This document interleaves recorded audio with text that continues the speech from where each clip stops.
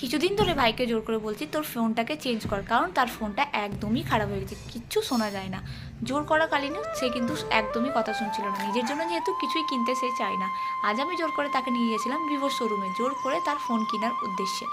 এখানে দেখতে পাচ্ছ তোমরা আমি সোয়েটশার্টটা বের করেছিলাম, বাট আলটিমেটলি পরিনি, গরমটা ভীষণ, তাই আমি পরে ফেললাম টি শার্টটাকে। Hey everyone, welcome to my ছোট্ট মিনি ব্লগ। আজকে দুই ভাই বোন বেরিয়ে পড়ছি সকাল সকাল ফোন কেনার উদ্দেশ্যে, কারণ আমার ভাইকে আমি অনেক দিন ধরেই বলেছিলাম যে ফোনটা কেন, নিজের ফোনটাকে চেঞ্জ কর, কারণ ফোনে কিচ্ছু শোনা যায় না। তার জন্য ও আজ আমার কথা শুনে সজ্জা চলে যাচ্ছিলাম ভিভো শোরুমে। ও অনেক রিসার্চ করে রেখেছিল ভাই যে নিলে ভিভো ফোনই নেবে, তাই ও নিজের পছন্দ মতন ফোন কিনেছে আজকে ফাইনালি বলার পর। ইচ্ছে তো করেছিল ফোনটা আমি কিনে দেবো বলে, বাট আমাকে সে একদমই পেমেন্ট করতে দেয়নি, নিজের পেমেন্ট নিজেই করেছে, কারণ নিজের সেলফ গিফট সে নিজেই নিয়েছে। এই জিনিসগুলো দেখে, ছোটো ছোটো জিনিসগুলোকে দেখে নিজে সত্যি আমি অনেকটা ইমোশন হয়ে গেছি, কারণ দেখতে দেখতে এত বড় হয়ে গেছে, সে নিজের গিফট নিজেই নিতে শিখেছে। এই ফোনটা তার